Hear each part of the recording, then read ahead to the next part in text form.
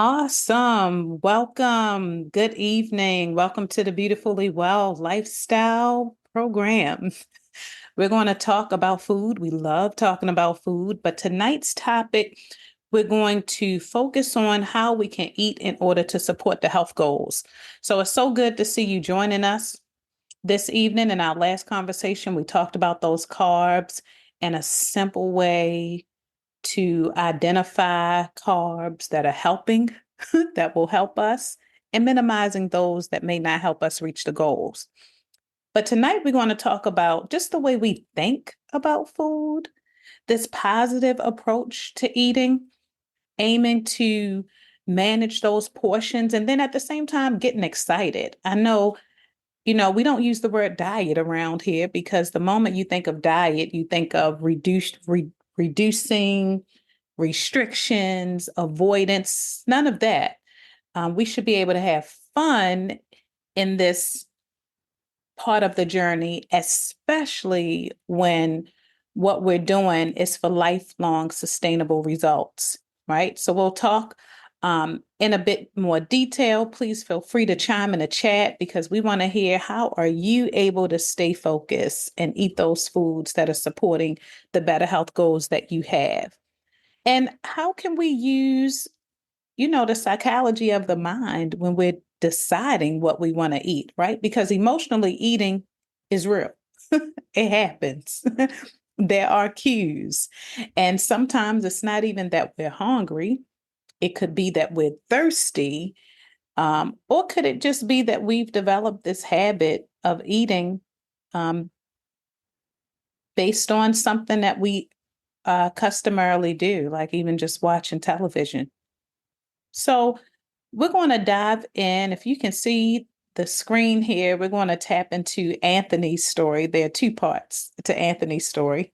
So if you'd like to think about as we go through Anthony's story, if there's anything that resonates with you. When Anthony took a new position at his job, he started working through his lunch breaks, ignoring his hunger. On the days he would skip lunch, he would feel very hungry. I mean, very, very hungry, tired, and shaky after work. So he would usually stop at a store and buy a bag of potato chips to eat on his drive home. And even though Anthony wasn't that hungry when he got home, he would eat dinner anyway. This new eating habit caused Anthony to put on some additional weight. And when he went to visit his doctor, of course, you know what he was told, that he was at risk for type 2 diabetes. Now, at first, Anthony was not feeling the changes that he knew he needed to make, especially as it related to his food. Um, he depended on a snack whenever he missed lunch. He in his mind immediately just thinking about the stress of his job and his, just his the way that he worked, the timing of his work, and this new habit of skipping lunch, that how could he overcome this, let alone a type of snack, but because his health is on the line, he decides to put forth some effort, just a little. So knowing he was at risk for type 2 diabetes and that it is a serious condition, that he decided to make some changes for himself and he got his family on board. But Anthony started small, these small changes to curb those recent eating habits. So this is what he would do. Now he's listening to his body and he's making an effort to focus on only eating when he's hungry. So on those busy days when he can't take a break for lunch, he'll take an unsalted or low salt nuts, cut up veggies to work so he can snack when he gets hungry. That way, he never gets hungry after work and he still has a healthy appetite for dinner. But Anthony went a step further with his mindset. He decided to take a positive approach towards the changes. So now he focuses on the outcome. What will happen when I decide to do this? So now, staying healthy for himself and his family, he's feeling better. Of course, he has even more energy, and now he's excited about this new approach. So think about you for a second. When you think about What's one eating habit that you would like to improve or change? Anything you'd like to improve or change? And notice it said one, right? Sometimes we think of all kind of things. We could start counting on the fingers. But think about that one eating habit. Is it similar to Anthony, where you are more likely to skip lunch because of your workday? Maybe you're working through something. Um, are you not a breakfast eater, but you realize if you were able to eat a little something in the morning, it could be that energy boost that you need? What is that one habit? At night, you're used to snacking on something, like me, them cinnamon gummy bears. But this time you decide that, hey, instead of that snack, maybe I'll opt to try something a little more healthier, right? So, how can we begin to eat the right amount? So, here are a couple of tips that can help you. One, understand your hunger cues. Eat only when you feel hungry. Try not to make other reasons for hunger, right? Bored, sad, just because food is around. And we talked only briefly about sometimes those emotional feelings, those emotional triggers that could cause us to feel like, oh, the best way to feed the emotion or to feel better is to feed the emotion. Second tip, try not to wait until you're hungry. And this is where snacking is key.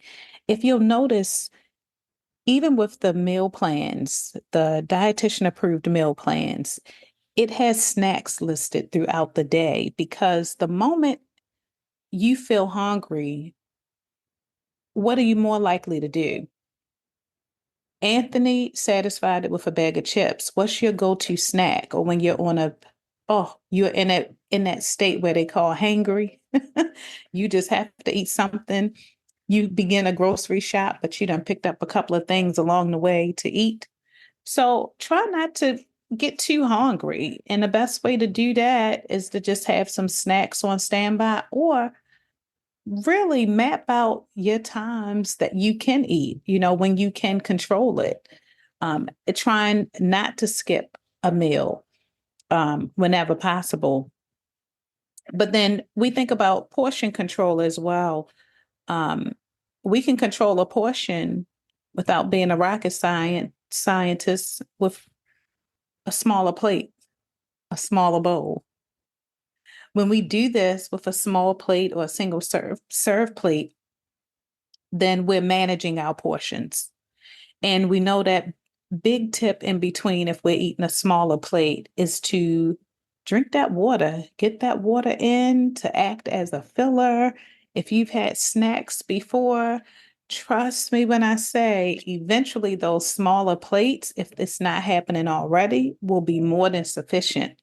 It will not only curb the appetite, it'll help you digest your food even better so you're not dealing with gut health issues. And your metabolism is definitely on point. And we want the metabolism to work because we're working on achieving, healthier weight goals. But then you notice this here. How many of us do this? I mean, do we find ourselves just eating to eat? It's just a routine that we have. The plate is there, we're eating it, and then it's gone. Or are we mindful eaters where we're taking our time to enjoy the food? Um, Trying not to eat and drive. That's something I have to work on because I'll tell you, if I'm hungry and I just picked up something, I try not to eat. I try not to eat and drive. But are you enjoying the food? Um, and eating slow enough to give our brain a chance to catch up with what we're doing. Isn't that amazing? Weight loss and just overall health is more mental than anything, but it's our whole system. The entire body system has to function and be on the same page. And can you imagine just taking the time to eat slower will help the brain to trigger the way we need it to? And that is to remind us that we are eating so that we are full and we're less likely to eat more than we think our body needs. And exactly what is that? Because I talk about mindfulness all the time. It's a buzzword. You hear it all the time. We can be mindful about everything that we do. But when we talk about mindful eating, exactly what is it? It's just an awareness of what's happening. It's the consciousness um, that allows food to be more of an experience instead of a routine or an obligation. And we can see how this also helps us to really enjoy our food and add fun to this side of the journey. And I'm talking even from this, they're saying mindful eating. I'm talking about mindfully cooking, actually enjoying that process of cooking healthier foods, uh, different foods. So when we eat, I love how they word this. So we eat when our body tells us, when the stomach is growling or the energy is low. Listen to your body and aim to eat to the point of satisfaction and not fullness, right? We grew up from that time during that time where you had to eat everything on your plate or you couldn't get up from the table or let alone get dessert. Because if you can't eat all of this, what makes you think you're going to get a slice of cake or a couple of cookies? But this is something for some of us because we are conditioned to become full. I mean, like the belly about to burst out your pants. You got to eat everything, to conditioning the mind to become satisfied with what we ate. And then we think about the quality of our food. Are we eating less processed foods? Are we trying not to eat too many frozen foods, with the exception of frozen veggies, right? Because our frozen vegetables, if they're right, the only ingredient is the vegetable, no preservative, just the veggie. Um, and then we know, name your favorite nutritious food. If you want to put that in the chat, feel free.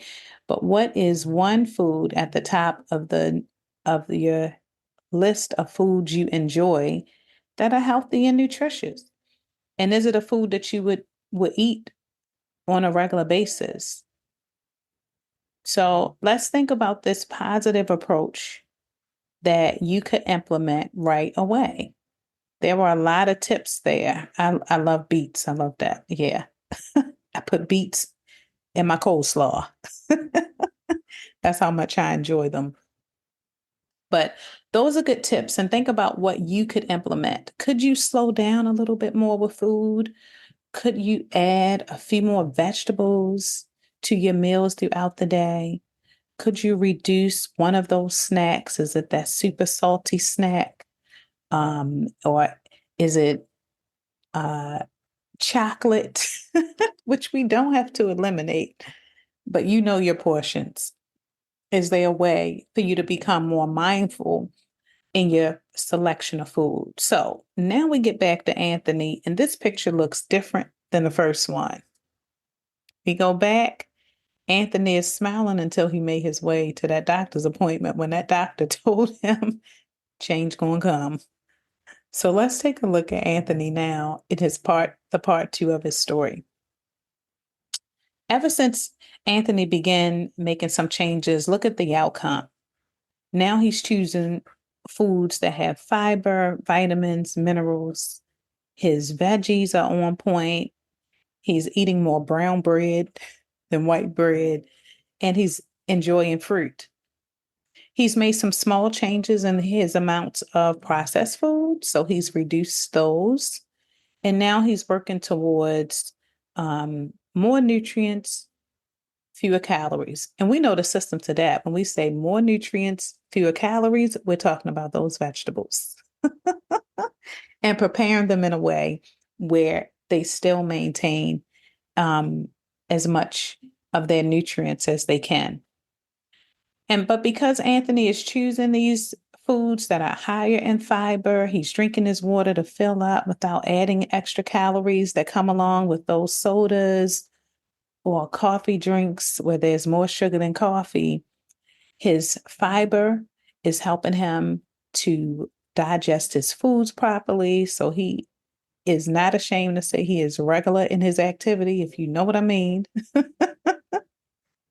But because he's loading up on fiber, he's feeling full longer throughout the day. And that feeling is helping him to, carb that appetite or that desire for those foods that are contrary to the goal. So, how do you make these healthy choices so we can stay as far away as we can from a type 2 diabetes diagnosis? Well, we want our foods that are high in fiber, full of vitamins and minerals. And you already know here are the top three: veggies, whole grains, and fruit. How much would you say you're eating on a daily basis of your vegetables? They don't all have to be fresh, they can be cooked. Our whole grains, wheat bread, our whole grain rice, whole grain pasta. How are you with fruit? Dried fruit is okay, but we got to read that label. How much dried fruit? What if you're making your own trail mix? So you're managing the sodium content of walnuts, pecans, or peanuts, and we're adding some of those dried fruits. Are we still being mindful of the sugar content? Notice this said less processed. Remember, a food becomes processed and more processed the more it is away from its natural state. That potato is cool when we bake it versus French fries versus potato chips. How processed. So on any given day, how much of the food you intake is processed if you were to break it down by a percentage?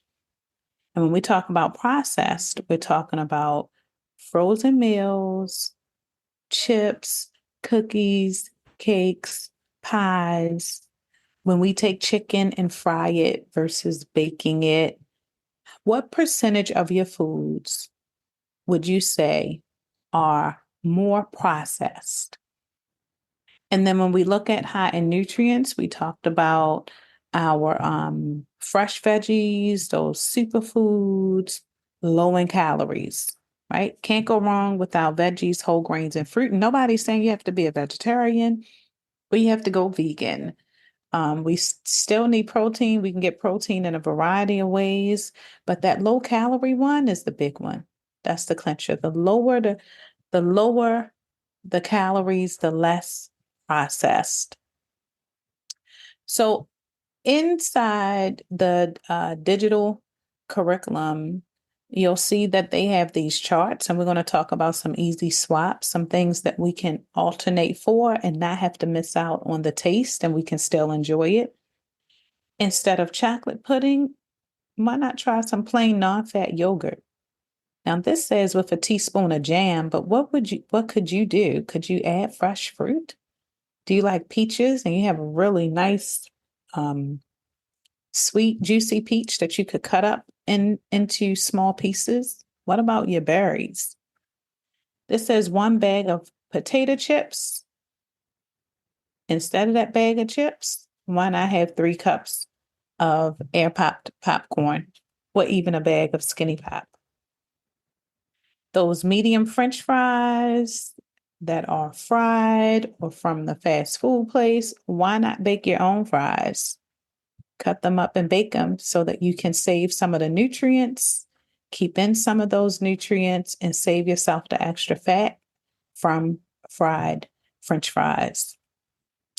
We're not eliminating pizza here. We can still have pizza. But maybe instead of that pepperoni, which is going to give us a processed cured meat with a bunch of sodium, we can opt to have that slice of pizza, but we could veggie load it. Add some of those fresh veggies in on a pizza, or order the pizza with some veggies, your mushrooms, your peppers, broccoli on a pizza. And then we have a couple other suggestions, the actual orange versus the orange juice. And we already know orange juice or our fruit juices can count as a serving of fruit. They should have only natural sugar, the fructose.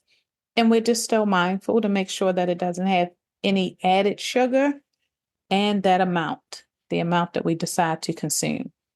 But on any given day, to have a fresh apple or a fresh orange will save us some calories. And if you notice the difference with this chart, it's the calorie difference.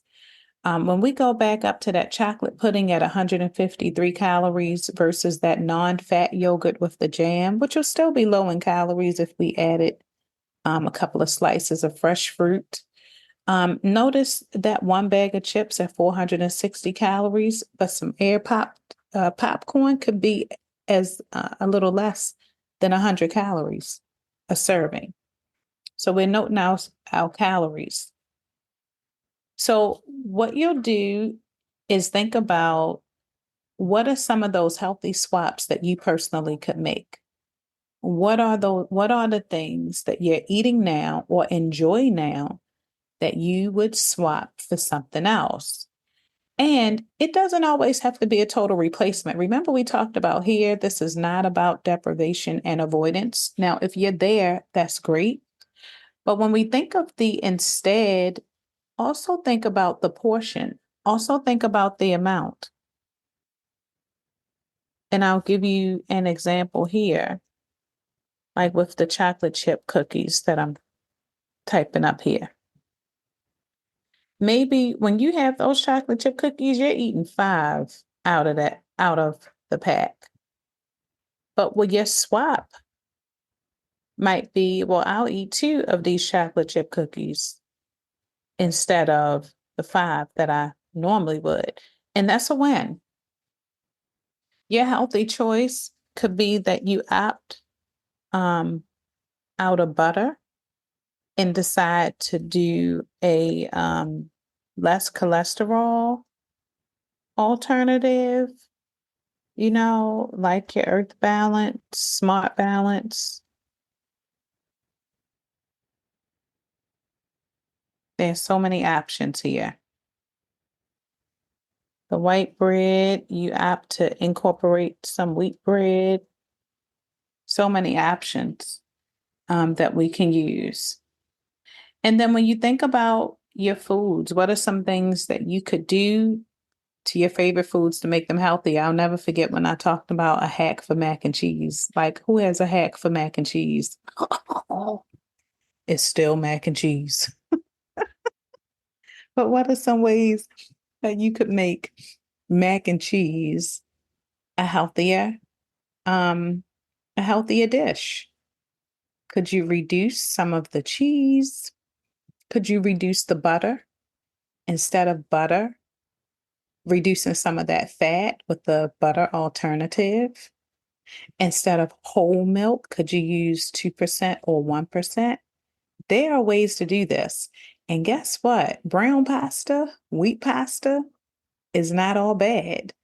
So I thought about, in my mac and cheese, because I love broccoli. I love broccoli with some cheese sometimes. That instead of big pieces or big broccoli florets, I could literally cut up those florets, almost dicing them and adding the broccoli to the mac and cheese. So there's so many ways that we can do this. Choose cheeses that are strong in taste and low in fat, like your Parmesan and your feta. Absolutely love feta on a salad. Better quality items if we can, right? Um, Play with flavors. Play with those spices in your cabinet. Some of those fresh herbs. This was interesting. You can get a whole bunch of herbs even at a Wegmans or Whole Foods for under $2, like your fresh parsley, cilantro, um, some basil, playing with those flavors. And um, our veggies, cook them light. I I can I can cook collard greens in under 30 minutes and you would love them. I promise. We don't have to cook down our veggies. Um, our carrots, baby carrots are naturally sweet. Have you ever tried cinnamon glazed carrots with some honey and cinnamon. Oh my goodness. So delicious. So think of some healthier ideas. We don't have to go too far out the box. And remember, we always talk about first, what is that one thing that you could do throughout the week? What little change, one small change that you could make throughout the week that could help you reach your goals? If you're a lasagna lover, you'll see this recipe is inside the hub. Um, and I always say just try it. You never know. In the original lasagna recipe, we already know how to make lasagna. We've made it a number of times. My personal hack to lasagna is to add mushrooms. Um, if you don't want to use ground beef, to opt for turkey because it has a little less fat, or even do a vegetarian one if you're not opposed to using those mushrooms and spinach as a filler. You certainly can, and it is still delicious. Trust me on this. In the recipe makeover, he opts to use those whole grain noodles. He uses zucchini. He decides to use ground turkey instead of ground beef. And notice with his cheese, he decides to use 1 cup of the part skim mozzarella cheese. Trust me, you don't taste the difference.